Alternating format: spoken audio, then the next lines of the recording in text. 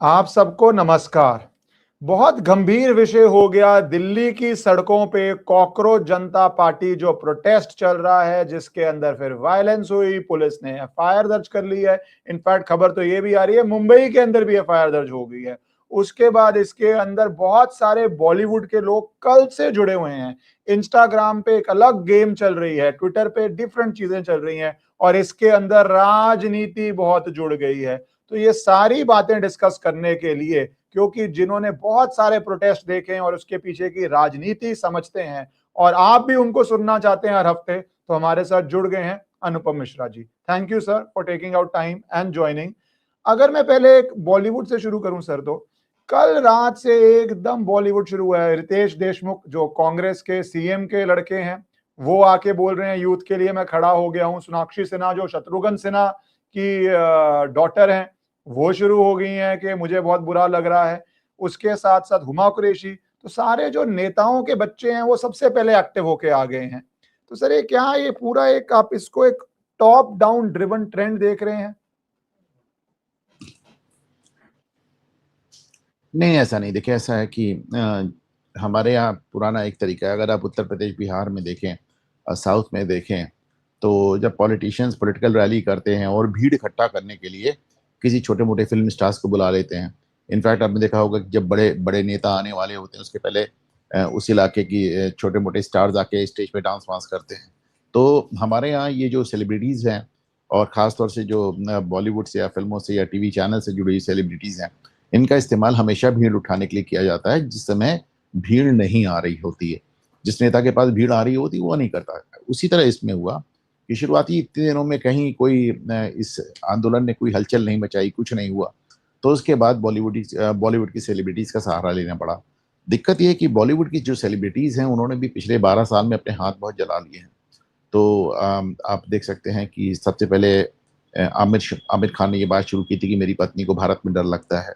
और उन्होंने शेखर गुप्ता के साथ वॉक द टॉक में ये भी कहा था कि नरेंद्र मोदी को गिरफ्तार कर लेना चाहिए, वीज़ा नहीं देने वगैरह वगैरह। लेकिन उसके बाद जब लाल सिंह चड्ढा हो गया तो उन्होंने अपना पूरा यू टर्न ले लिया और वो धोती पहन के और टीका लगा के वो कलावा बांध के घूमने लगे। तो और नरेंद्र मोदी के साथ गणपत पूजा में भी जाने लगे।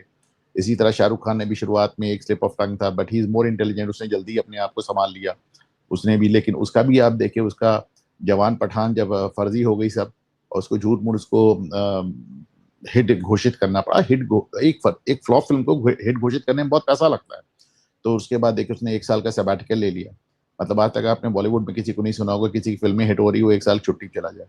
और सलमान खान इसमें सबसे स्मार्ट था। सलमान खान ने तो शुरुआत की थी ये कहते हुए कि भारत में पाकिस्तानियों का कोई शैतानी नहीं है वगैरह वगैरह। बड़ा पाकिस्तान की बैकिंग करने वाले पुराने वीडियोस हैं।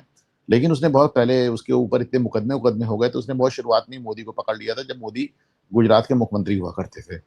तो अब दिक्कत ये कि जो टॉप स्टार्स हैं, जो टॉप के लोग हैं, आपने देखा कि रणवीर कपूर वगैरह वगैरह जिस तरह की फिल्में भी कर रहे हैं, और ये आपको आरएसएस की इवेंट में भी नजर आए, ऋतिक रोशन वगैरह। तो अब जो ए कैटेगरी के लोग थे वो सरकार से पंगा लेने के मूड में नहीं है। और जो बी कैटेगरी के हैं या सी कैटेगरी के हैं, जो पॉर्न फिल्मों के हैं, जैसे कुछ पॉर्न एक्ट्रेसेस भी हमको वहां नजर आई, पूनम पांडे से लेकर स्वरा भास्कर तक। तो I have no hesitation in calling them porn actresses, because उन्होंने खुद कहा है अपने आप को, खुद ही उन्होंने अपने आप को कहा है। तो उस या फिर जैसे अब आप let me give you a perfect example. जब सी डबल ए के खिलाफ एजिटेशन हुआ था तो Javed Akhtar was batting on the front foot. Farhan Akhtar तो सड़क पे आके कर रहे थे एजिटेट। लेकिन इस बार बाप बेटो दोनों ने क्योंकि जावेद अख्तर को लगता है मेरा अभी भी करियर बाकी, I don't know what gives him that idea, लेकिन उनको अभी भी लगता है कि हमारा करियर बाकी है। फरहान अख्तर को तो लगता ही है। तो उन्होंने जो थकी हारी एक बूढ़ी महिला है शबाना आजमी, जिसने पूरी जिंदगी हिंदुओं के खिलाफ और हिंदुत्व के खिलाफ ये फायर जैसी फिल्में बनाई, राधा और सीता जैसे नाम दिए, और जिसने नवरात्र पे आपने देखा she is a habitual liar, she lied on the floor of the parliament.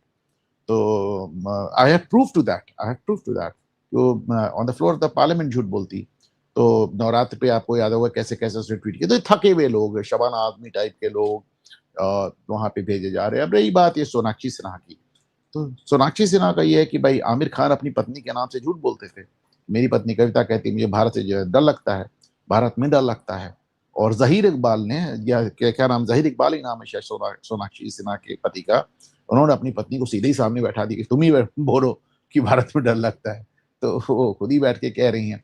तो सोनाक्षी तो डबली कमिटेड है, उनके पति भी एक आइडियोलॉजिकली प्लेस्ड है, उनके अब्बा भी अब आइडियोलॉजिकली प्लेस्ड है, शत्रुघ्न सिन्हा। तो ये इन लोगों ने थोड़ा सा इसको मोमेंटम देने की कोशिश की, उससे भी बहुत ज्यादा बात बनी तो नहीं। आपने देखा स्वरा भास्कर जब जाके वहां पर बयान देती हैं और अपना भाषण देती हैं, उनको 3 बार लोग टोकते हैं कि बस करो, चुप करो, बैठ जाओ। तो that actually did not work. ये इसको भीड़ जुटाने के लिए इनका कोशिश की गई थी, वो बहुत ज्यादा कामयाब नहीं रहा। सर मैं थोड़ा इनसे आगे बढ़ना चाहूंगा, क्योंकि ये हमने देखा है कि 2012 मेरा मानना है एक ट्विटर ड्रिवन एजेंडा सेटिंग हो रही थी, पर अब इसके अंदर इंस्टाग्राम आ गया है, फेसबुक आ गया है, रील्स आ गई हैं, जेनजी आ गई। क्योंकि मुझे एक बड़ी इलस्ट्रेटिव बात लगी कि जो इस आंदोलन का वन ऑफ द लीडर्स है वो बर्गर खा रहा होता है।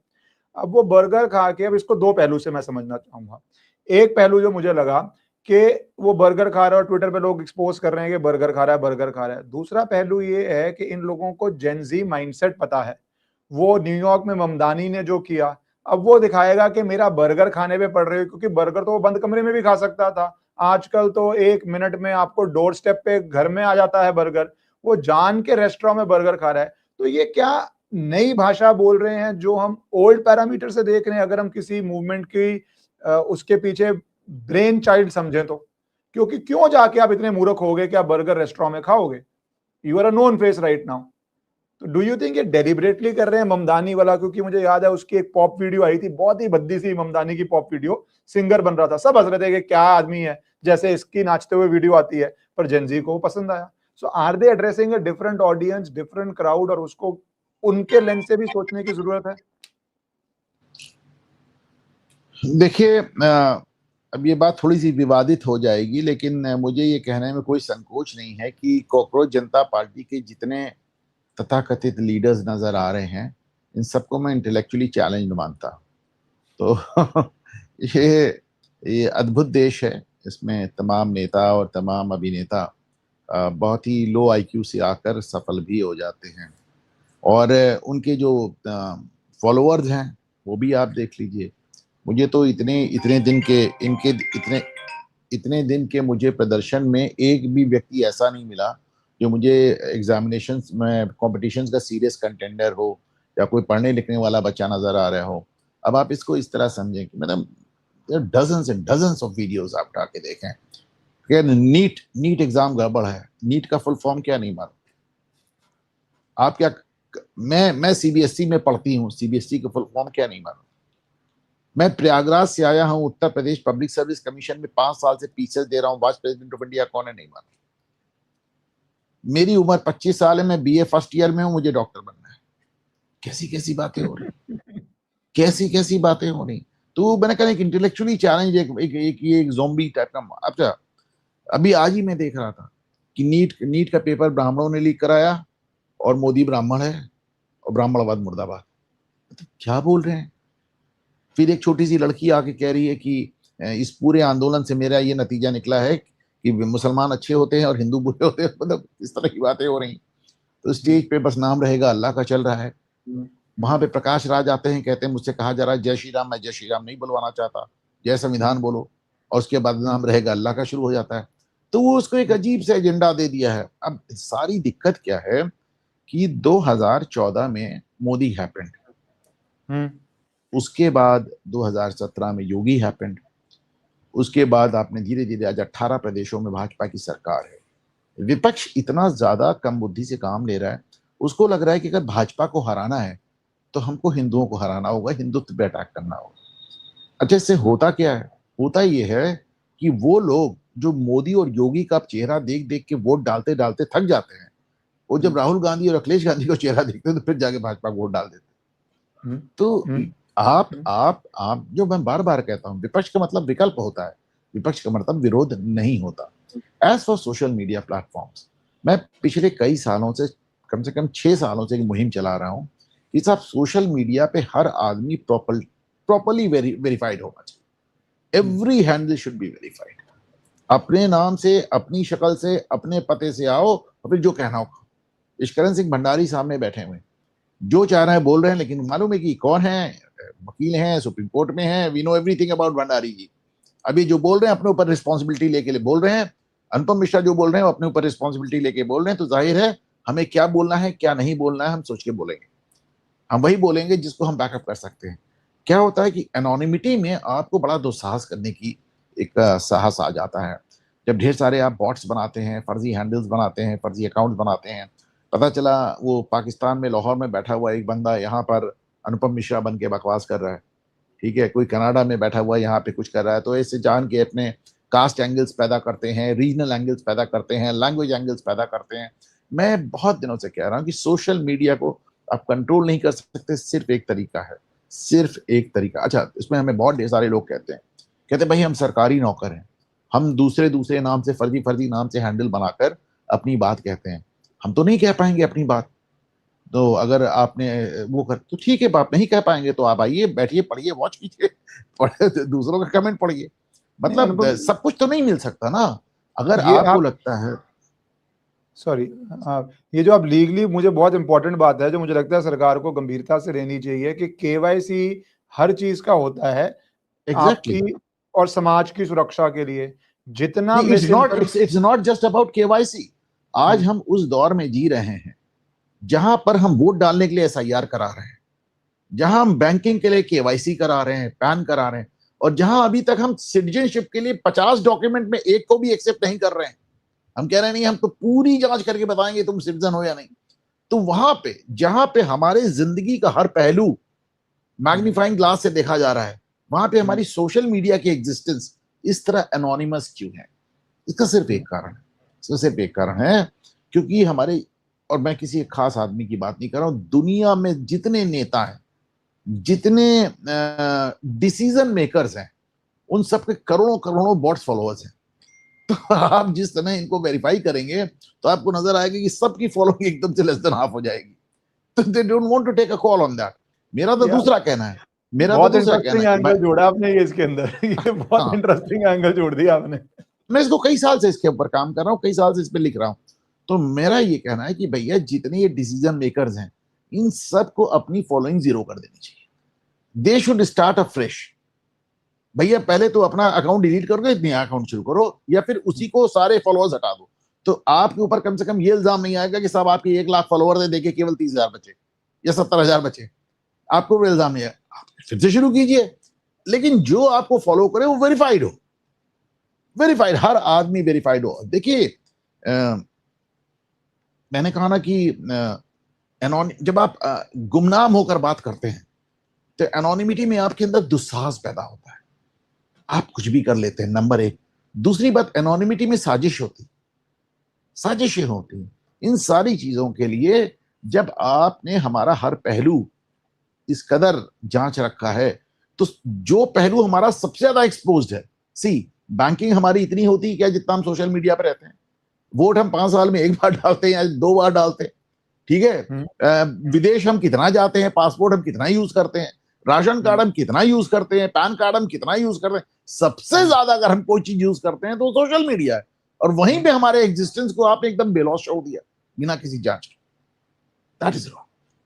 नहीं, और इसके अंदर दो पहलू और जुड़ जाते हैं जब आप रियलाइज करते हैं कि यहाँ पे तो पाकिस्तान से हैंडल, बांग्लादेश से हैंडल, चाइना से हैंडल, यूरोप से हैंडल, सब आ जाते हैं। वो भी नहीं अरे पता चल कनाडा से पाते, देखिए, पूरा खालिस्तानी आंदोलन कनाडा से चलता है। चलता है, तो आप वो भी नहीं जज कर पा रहे कि जो बोल रहा है वो भारतीय है या भारतीय नहीं है। हमारी डोमेस्टिक पॉलिटिक्स या डोमेस्टिक एजुकेशन सिस्टम या किसी भी के अंदर वो बोल रहा है, क्या स्टेक है उसका। तो उसके लिए नॉर्म चाहिए। पर जो आपने दूसरा एंगल बोला है वो बहुत इंटरेस्टिंग है कि सब मैंने नेताओं देखिए के बहुत, नहीं सब नहीं नहीं, नेता, मैंने नेता नहीं कहा, नेता नहीं कहा, मैंने कहा हाँ, all the decision makers, and let me give you a proof of that. Elon Musk ने शुरू किया कि सारे हैंडल्स प्लेस ऑफ ओरिजिन दिखाएगा। इतना जी, बंदे पे प्रेशर हुआ, इतना बंदे पे प्रेशर हुआ कि वो रीजन दिखाने लगा, वो रीजन दिखाने लगा। उसने उसको थोड़ा सा वेक कर दिया, साउथ ईस्ट एशिया कर दिया। अब आप भारत में रह के साउथ ईस्ट एशिया लेके चल जाएगा आपका। तो even a person like Elon Musk, उसको भी समझौता करना पड़ा। मेरा मतलब नेताओं से नहीं, मेरा मतलब मूवर्स एंड शेकर्स से। People who are in a situation, in a position to make decisions, decision maker से मेरा मतलब है जितने सेलिब्रिटीज हैं, जितने फिल्म स्टार्स हैं, सबके बहुत हाई फॉलोअर्स हैं, जबरदस्ती के बॉट्स खरीद रखे हैं सबने। इसी तरह पॉलिटिकल लीडर्स का है, इसी तरह बड़े बड़े इंडस्ट्रीज का है, सबका तो यही हाल है भाई, क्या कहा जाए, कुएं में मांग पड़ी। बड़े बड़े इन्फ्लुएंसर्स, आप तो अगर डिसीजन की बात करें, बड़े बड़े इन्फ्लुएंसर जो बनते हैं, कितने बॉट अकाउंट्स हैं, कितने शैडो अकाउंट्स हैं, पूरा एक इंडस्ट्री है, it's a complete industry now. तो उस तरह वैसे ही ऑर्गेनिक नहीं है ये, पूरा मनी मशीनरी वेपनाइजेशन से चलती है। पर सर मैं इससे थोड़ा आगे बढ़ता हूँ, क्योंकि ये जो पूरा प्रोटेस्ट था, अब कहा जा रहा है वहां पे दोबारा मंच लग गया है जंतर मंतर पर। मैंने आपका इस पे ट्वीट देखा जो आपने राजनीतिक एंगल दे रहे थे, क्योंकि एक समय सरकार कल उखाड़ के फेंक सकती है, फेंकना चाहिए है, दूसरी तरफ वो मंच लगा पड़ा है। तो आप इसको कैसे देख रहे हैं? क्या ये अब एक लॉन्ग आंदोलन बनने जा रहा है और उसकी क्या प्रक्रिया होने जा रही है? क्योंकि आपका एक यूनिक पर्सपेक्टिव था इसके ऊपर। नहीं भाई देखिए, मेरा ये कहना है कि एक कल शाम को मैंने वीडियो देखा, पूरा पूरा जंतर मंतर खाली था, सिवाय कुछ पुलिस वालों के और कुछ छुट्टे एकदम 2-4-10 छात्रों, कुछ नहीं था। और कल ही पुलिस की परमिशन भी समाप्त हो गई, कल शाम को 7 बजे। जो आप बहुत आसानी से इसको मैनेज कर सकते थे कि वहां पे अभिजीत दीपके को वापस आना आने दिया जाए। पूरी रात ये लोग गायब रहे, फिर सुबेरे आकर बैठ गए। तो ऐसे में इस बात का मुझे कोई संदेह बचता नहीं है कि सरकार इनको कहीं ना कहीं ढील दे रही है। मैं नहीं कहता कि ये जो आंदोलन था वो सरकार ने प्रायोजित कराया, लेकिन आज की तारीख में अगर ये आंदोलन आज फिर से खड़ा हो रहा है, या आंदोलन अब क्या खड़ा होगा, अगर आज की तारीख में अभिजीत दीपके को अपना अनशन या अपना प्रदर्शन दोबारा शुरू करने की अनुमति मिलती है, तो आप फिर मान कर चलें कि ये सरकार की सहमति से है। कल शाम को परमिशन भी समाप्त हो गई, कल शाम को जंतर मंतर भी खाली हो गया, लेकिन आप मुझे बताएं, पुलिस ने स्टेज फिर भी नहीं गिराया। आज उसी स्टेज पे फिर आके बैठ गए जो मंच बना हुआ था। तो भाई ये बात थोड़ी सी मुझे ऑड लगी, इसलिए मैंने इस पे कहा। मेरा अपना मानना है कि मेरा अपना जो गैस है कि सरकार इन मैं कॉकरोचों को दिहाड़ी का मजदूर मानता हूं, डेली वेजेस। इनका बॉस है केजरीवाल, और सरकार केजरीवाल को एक लॉन्ग रोप से रिसले दे रही है, क्योंकि जब तक इस तरह के प्रदर्शन होते रहेंगे तो जो राहुल गांधी पूरे देश में छात्रों की गूंज करना चाह रहे हैं वो फ्लॉप हो जाएगा। नंबर 1। नंबर दो, जिस तरह की हिंसा की है इन लोगों ने, उसकी वजह से they have lost a lot of goodwill. बहुत लोग इनके खिलाफ हो गए, बहुत ढेर सारे लोग इनके खिलाफ हो गए। तो ठीक है, वैसे भी देखिए आप ना इश्करन, मोदी सरकार believes in giving a long rope. मान के इतनी लंबी रस्सी दे दो कि खुद ही फांसी लगा ले, ठीक है। तो आप देखिए, मोदी सरकार के जितने समर्थक थे 10 साल तक गला फाड़ के चिल्लाते रहे कि ममता सरकार को बर्खास्त कर दो, उन्होंने नहीं किया। सारे आरोप लिए मोदी ने अपने ऊपर कि आपने अपने समर्थकों को डिजर्ट कर दिया, छोड़ दिया, मरने के लिए छोड़ दिया, ये कर दिया, वो कर दिया, पर उन्होंने राष्ट्रपति शासन नहीं लगाया। And they finally made it, finally उन्होंने कर लिया। तो एक दूसरी बात ये कि मैं कल से इस बात को कह रहा हूं, मैंने अपने चैनल पे भी ये बात कहा कि अपने सबसे अच्छे चुनाव में भी मोदी और एनडीए 45% यानी 45% वोट पाते हैं। यानी इस देश में 55% जनता अभी भी ऐसी है जो आपसे, आपके विचार से और आपकी राजनीतिक विचारधारा से खिलाफ खड़ी है।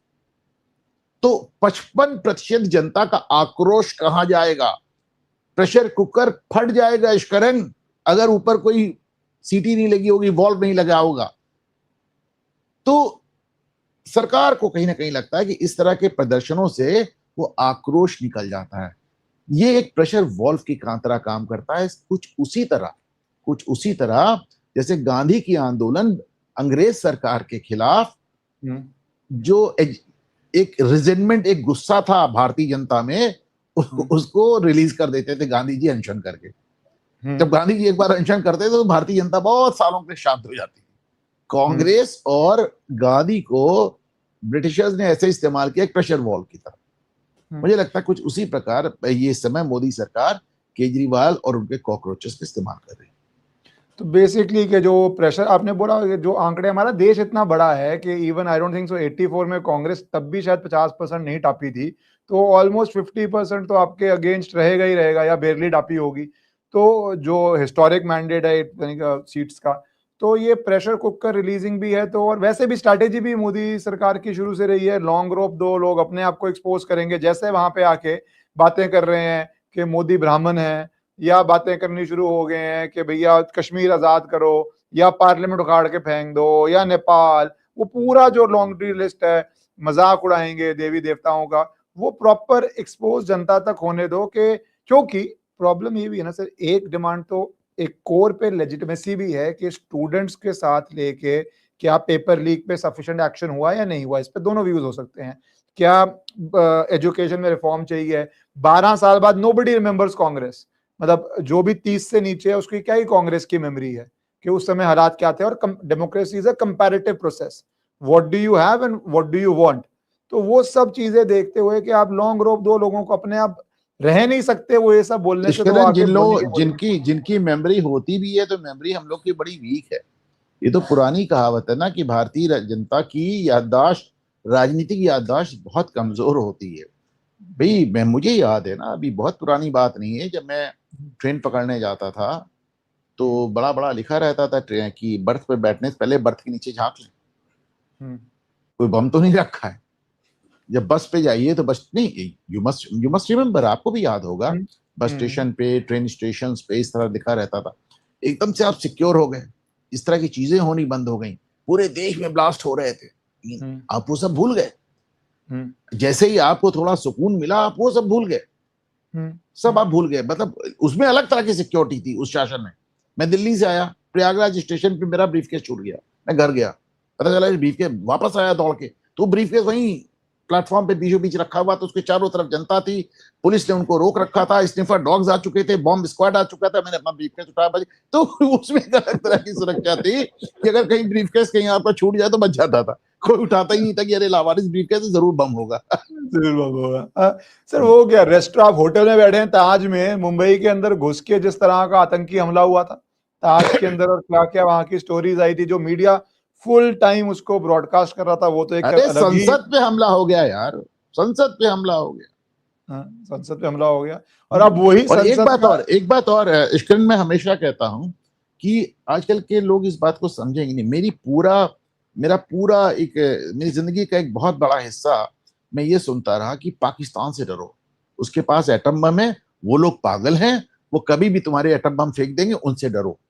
कारगिल में हमने देखा अटल बिहारी वाजपेयी को कहा जाता रहा कि आप इंडियन एयरफोर्स को इजाजत दें कि वो बॉर्डर क्रॉस करे, अटल जी की हिम्मत नहीं पड़ी इजाजत देने की। मोदी कॉल्ड दे ब्लफ, उसने कहा नहीं, कोई मरने के लिए तैयार नहीं, चलिए हम आपको आजमा ही लेते हैं। घुस के मारा, एक बार, दो बार, तीन बार, चार बार मारा, कहा किसी ने चलाया क्या एटम बम? तो ये उनका, ये जो पाकिस्तान का न्यूक्लियर ब्लफ था, उसको तोड़ने वाला ही मोदी सरकार है। इसको बात को मानना पड़ेगा, और इस बात को वही लोग समझेंगे जिन्होंने वो दौर देखा है। सर पर अब इसमें मैं थोड़ा एक इंटरनेशनल एंगल लाना चाहूंगा। लोग इग्नोर करते हैं उसको, बट यूएस की अपनी स्टेटमेंट्स हैं कि we don't want India to become the next China. India बहुत टफ नेगोशिएटर हो रहा है कह हमारे से गए, डील। आपकी नाक के नीचे आके अमेरिकी कह गए, दिल्ली में बैठ के कह गए कि साहब हमारी नाक के नीचे चाइना बन गया, अब हम दोबारा भारत को अलाउ नहीं करेंगे। करेंगे। तो तरह उसी को इससे जोड़ता हूं जो शुरू से आके वहां से मार्को रूबियो आता है, क्योंकि सरकार ने क्या एक जो सबसे बड़ा दलदल है उसको साफ करने की कोशिश करी है, जो एफसीआरए एनजीओ। क्योंकि अगर पैसा ही रुक जाएगा तो ये प्रोटेस्ट करने बड़े मुश्किल हैं। तो ये अब जो ये प्रोटेस्ट हो रहे हैं, क्योंकि यही नहीं हो रहे, आप पा रहे हैं महाराष्ट्र के अंदर प्रोटेस्ट शुरू हो गए हैं डाटा सेंटर के अगेंस्ट। आप पा रहे हैं कि स्पीड ट्रेन के अगेंस्ट शुरू हो गए हैं। आप पा रहे हैं जापान का मंत्री सोया सोया बोल पड़ा है कि नहीं नहीं नहीं, ये सरकार स्पीड ट्रेन पे ठीक नहीं कर रही। और जापान नॉन कंट्रोवर्शियल है, तो वो बहुत वायरल भी हुआ।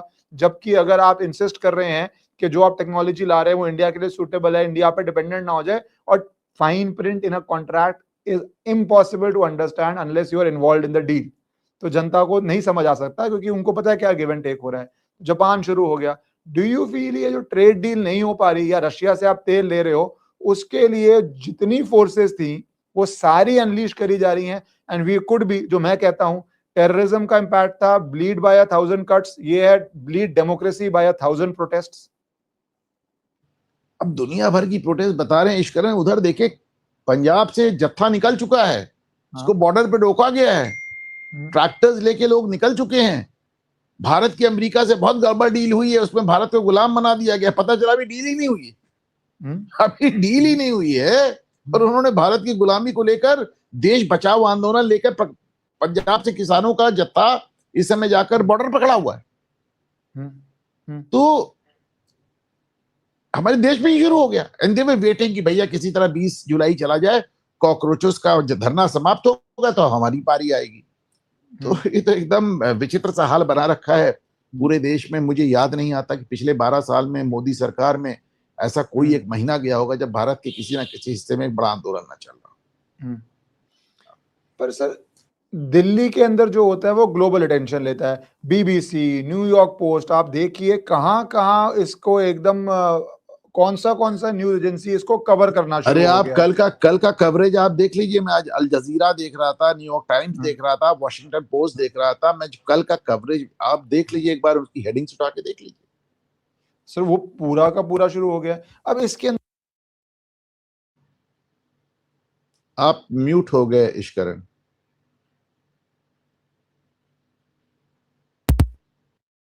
Yes, back. राहुल गांधी जैसे ही विदेश से आए हैं, अब वो भी इस आंदोलन पे पहले बहुत दूरी रख रहे थे, अब धीरे धीरे धीरे धीरे बोल रहे हैं। और आज कहा जा रहा है, जो इंजर्ड हुए हैं, मैं स्क्रीन पे डालना चाहूंगा कि JP Nadda, Rahul Gandhi meet protesters injured in Delhi crackdown. ये पता नहीं अजीब सी हेडलाइन है कि दोनों अलग अलग को जोड़ दिया है। यूनियन हेल्थ मिनिस्टर, चलो उनकी तो जिम्मेवारी भी है, हेल्थ मिनिस्टर है, वो लेडी हार्डिंग हॉस्पिटल जाते हैं और ट्रीटमेंट मिल रहे हैं डॉक्टरों से, पेशेंट से मिल रहे हैं, और राहुल गांधी भी जा रहे हैं। तो ये अब राहुल गांधी क्यों इसमें क्या इन्वॉल्व हो रहे हैं, क्योंकि एक तो ये भी पता है राहुल गांधी को कि ये पूरा अरविंद केजरीवाल की टीम है, और सोशल मीडिया पे कांग्रेस के बहुत हैंडल इस आंदोलन को बहुत सस्पिशन से देख रहे थे, पहले बहुत सस्पिशन से देख रहे थे। तो ये क्या चल रहा है राहुल गांधी का वहां जाना? देखिए, राहुल गांधी ने बहुत लंबे समय तक इस पूरे कॉकरोचों के आंदोलन को इग्नोर किया। तो बहुत ज्यादा प्रेशर हुआ तो उन्होंने एक बार पवन खेड़ा को भेज दिया। लेकिन अगर आप सोशल मीडिया पे जाके देखें तो कांग्रेस का आईटी सेल पूरा का पूरा टूट पड़ा है, और सबसे ज्यादा सोनम वांगचुक पे टूट पड़ा है कि सोनम वांगचुक बिक गए। सोनम वांगचुक ने जो लंबी चौड़ी चिट्ठी लिखी और अपने अनशन तोड़ने के लिए जो 3 शर्तें रखी, उन 3 में से एक भी शर्त धर्मेंद्र प्रधान के इस्तीफा नहीं था। सोनम वांगचुक की लंबी चौड़ी चिट्ठी में धर्मेंद्र प्रधान का नाम ही नहीं था, नाम ही नहीं था। तो पूरा का पूरा कांग्रेस आईटी सेल इसमें सोनम वांगचुक पे टूट पड़ा है। एक लंबे समय तक राहुल गांधी ने इससे दूरी बनाकर रखी। उनको मालूम था कि केजरीवाल द्वारा प्रायोजित प्रोग्राम, लेकिन फिर बहुत प्रेशर हुआ तो उन्होंने पवन खेड़ा को भेज दिया कि जाओ टहलाओ। लेकिन जो कल दिल्ली में हुआ उसके बाद इसको इग्नोर कर पाना किसी के लिए भी नेता के लिए मुश्किल था। तो उसके चलते हमने आज देखा कि राहुल गांधी, प्रियंका वाड्रा और केसी वेणुगोपाल अस्पताल में जाके जो लड़के इंजर्ड हुए उनसे मिले। वो भी आप ध्यान रखें 50 से ज्यादा पुलिस वाले बुरी तरह जख्मी हुए, उनसे मिलने कोई नहीं जा रहा है। सर, ये नई बात क्या है? बाटला हाउस के अंदर आंसू टेररिस्ट के लिए आते हैं, पुलिस के लिए थोड़ी ना आए थे। जो वीरगति को प्राप्त हुए थे मोहन शर्मा जी, वो तो एक हिस्टोरिक ट्रेंड है। मैं सर वीडियो दिखाता हूँ, जिस तरह उन्होंने नहीं देखी, कि पुलिस के साथ क्या हाल हो रहा है, क्योंकि स्टूडेंट्स की या प्रोटेस्टर्स की बात हो रही है। यहाँ पे खुले में पुलिस को भगा भगा के अटैक किया जा रहा है। अरे कल तो एक पुलिस वाले को करीब करीब लिंच कर दिया था, पूरा वायरल वीडियो है। सर, खुल के किया जा रहा है। बट इसमें दूसरा पहलू भी है सर। डू यू थिंक कि जो ये, क्योंकि मैं ये मानना है कि कुछ जेन्युइन स्टूडेंट्स भी इमोटिव होते हैं, जुड़ते हैं, तो ये जो स्टोरीज निकलेंगी कि मोटिव स्टूडेंट भी हुआ, मैंने बहुत बारी बोला, आप भी लीगल अच्छी तरह जानते हैं, लॉयर ही हैं, तो कि जिन जिन का नाम एफआईआर में आ जाएगा, उन बच्चों पे या उनके परिवारों पे क्या बीतेगी। क्योंकि एक बार ही आप लड़ रहे हैं एग्जाम्स के लिए, आप लड़ रहे हैं सरकारी नौकरियों के लिए, जहां एफआईआर दर्ज होगी आपके ऊपर, वो भी ऐसे सेक्शंस के अंदर, कॉन्स्पिरेसी, पुलिस पे अटैक, सीरियस, आपको तो सरकारी नौकरी खत्म, आपका तो पासपोर्ट क्वेश्चन मार्क में, आपका तो कोई देश वीजा नहीं देगा। तो ये आप अपने करियर को किस तरह अंधकार में डाल देंगे। which is a genuine concern I feel as a lawyer for any student जो genuinely जा रहा है, जो political activist हैं वो तो फायदा लेते हैं, स्टूडेंट्स का कितना सर लीगल नुकसान होता है इससे? आपका करियर 20 साल की उम्र में या 24 साल की उम्र में जो जेन्युइनली पहुंच जाएगा, खत्म, कैमरा में सब कैच हो चुका है। दोनों पहलू हैं इसके अशकरन। ऑफ कोर्स वहां पे ड्रोन पूरा घेर रहा है, मीडिया वाले घेर रहे हैं, और ऐसे लोगों को आप मान कर चलें कि इनको दिक्कत आएगी, अब सबको दिक्कत आएगी, और आपको मुकदमे फेस करने होंगे एंड ऑल दैट। लेकिन जो वहां पे लोग मौजूद ये सब कांड कर रहे थे, आपने देखा कि एकदम हमास की तरह मुंह पे कपड़ा बांधकर पत्थरबाजी हो रही थी, मास्क पहन के पत्थरबाजी हो रही थी। तो मेरा अपना मानना है कि ज्यादातर लोग जो इसमें इन्वॉल्व थे उनका कोई कैरियर ऐसे भी नहीं था, तो उनको उनके पास हारने को बहुत कुछ है नहीं इश्क। एंड मैं मजाक नहीं कर रहा हूँ, मैं बहुत सीरियसली कह रहा हूँ। सर बट पर्पस यही है ना मेरा, हमारा, या आप बात कर रहे हैं कि जो जेन्युइन स्टूडेंट्स हैं वो बच के रहें, क्योंकि आप नोट कीजिए कुणाल कामरा आके मंच से बोलता है, क्योंकि वो स्पीच के अंदर कर लेगा हिंदू देवी देवताओं का मजाक उड़ाना कि मेरा तो स्पीच राइट है, पर जिस दिन प्रदर्शन है गायब है। जो वो बर्गर खा रहा है जिस दिन प्रदर्शन है, हिंसा हो सकती है, गायब है। जो ये बाकी है वो मंत्री जी से मिलने के लिए चले गए तो वेट कर रहे हैं वहां पे, गायब है। So every leader is on the day जब मास्क पहन के लोग आएंगे, वायलेंस करेंगे, सब गायब है। इतना स्ट्रेटेजिक सर उस तरह से ये लग रहा है कि कैसे प्लान आउट किया गया है। नहीं देखिए, ऐसा है कि जो जेन्युइन स्टूडेंट शुरुआत में आए थे, आपने देखा भी, वो भी आए थे, उनके पेरेंट्स भी आए थे, सब भाग खड़े हुए थे। बचे कहाँ जेन्युइन स्टूडेंट्स? बचे कहाँ? किस तरह के गंदे नारे वहां लग रहे हैं आप खुद ही सुन लें, मैं तो यहाँ रिपीट भी नहीं कर सकता। वो जेन्युइन स्टूडेंट्स का काम ही नहीं है। जिस तरह पुलिस पे हमला हुआ, पूरे वामपंथी वो गिर, आप देखिए जब वाटर कैनन से मारा जा रहा है, मुझे नहीं मालूम कि से कितने लोगों ने वाटर कैनन की मार खाई है, पर मैं आपको व्यक्तिगत एक्सपीरियंस से बता सकता हूँ कि उठा के फेंक देती है। अगर आकार फुल ब्लास्ट मिला तो उठा के आपको फेंक देती है। तो जैसे ही वाटर कैनन मारी जा रही है, इसको चारों तरफ एक सर्किल बना लिया, ये आपस में हाथ लिंक कर लिए, घुटनों के बल बैठ गए, वो दिखाता है कि बाकायदा ट्रेन कमांडो है सबके सब। तो ये वामपंथी गिरोह का ये पेशेवर, जिनको ये प्रधानमंत्री ने क्या नाम दिया था, प्रदर्शन जीवी की क्या उन्होंने कहा, आंदोलन जीवी, आंदोलन जीवी। तो आंदोलन जीवी ये प्रोफेशनल्स हैं। और आप देखिए, कल वो कह रहे थे, सौरभ भारद्वाज का एक वीडियो बड़ा वायरल है, जो आम आदमी पार्टी के विधायक हैं। उन्होंने कहा दिल्ली के जितने खलियर बैठे थे मैंने सबको यहाँ लाके बैठा दिया, इनका क्या बिगाड़ोगे। This is what he said on camera. Ajit Anjum से कह रहा था कि दिल्ली के जितने खाली लोग बैठे थे उन सबको मैंने लाके यहाँ बैठा दिया। जी सर। सर मैं अंत में आखिरी सवाल लूंगा ये कि आपको लग रहा है इसका कुछ राजनीतिक इम्पैक्ट भी होने जा रहा है? क्या अब यूपी चुनाव आ रहा है, क्योंकि यहाँ पे चंद्रशेखर भी पहुंचते हैं, कहा जा रहा है वो अपना जितना भी काडर है लेके वहां पहुंचे, तो ये अंडर करंट आप इसका यूपी में भी देखते हैं, और यूपी में student population is massive massive massive. तो सर क्या आप इसका असर उसके अंदर भी देखते हैं चुनाव के हिसाब से? देखिए, जो कुछ भी होता है उसका चुनावी असर और पॉलिटिकल असर तो होता ही है। कुछ कम होता है, कुछ ज्यादा होता है, कुछ इस पक्ष को होता है, कुछ उस पक्ष को होता है। एक बहुत बार नैरेटिव चलता है कि नौकरी नहीं मिल रही है, तो भाई नौकरियों का तो आप मान कर चलें, नौकरी से मतलब हमारी तरफ होता है सरकारी नौकरी। सरकारी नौकरियां पहले एक जमाने में जवाहरलाल नेहरू ने पब्लिक सेक्टर यूनिट तैयार किए थे और कहा था कि ये लोगों को सरकारी नौकरी एम्प्लॉयमेंट देने के लिए काम आएंगे, लेकिन उनका एक पर्पस था जो खत्म हो गया, क्योंकि जिस हिसाब से पीएसयूज हमारे चल रहे थे, हम 40 साल में दिवालिया हो गए, हमको अपना सोना गिरवी रखना पड़ा। तो वो तो सोशलिज्म का हर हाल ये होता है, होना ही था। और ऐसा भी नहीं कि आज के पहले एकदम नौकरियों की बाढ़ लगी हुई थी और आज नौकरी नहीं मिल रही है। तो पॉलिटिकल असर होता है, होता रहेगा, that is not a big deal. लेकिन अगर आप इन सब चीजों से छुटकारा पाना चाहते हैं तो सिर्फ और सिर्फ एक रास्ता है इसका, सिर्फ एक रास्ता, वन नेशन वन इलेक्शन। 5 साल में एक बार चुनाव हो जाए, उसके बाद आपको सारे तमाशे होते बंद हो जाएंगे। अगर हर साल 6 राज्यों में चुनाव होगा तो हर चुनाव के पहले ये तमाशे होते रहे। जी सर। सर थैंक यू, आपने समय दिया, क्योंकि ये बहुत कॉम्प्लिकेटेड चीज हो चुकी है, क्योंकि इसमें एजुकेशन जैसा सेंसिटिव मुद्दा, स्टूडेंट्स की डिमांड बहुत सेंसिटिव मुद्दा, और उसके ऊपर कैसे एनजीओ, कम्युनिस्ट, लेफ्टिस्ट, सरकार, आप भी पॉसिबिलिटी हो सकती है लॉन्ग रोप देने की, बहुत चीजें एक डेंजरस कॉकटेल बन गई हैं। देखते हैं अब आगे क्या होता है sir. Thank you so much for your time. नमस्कार सर।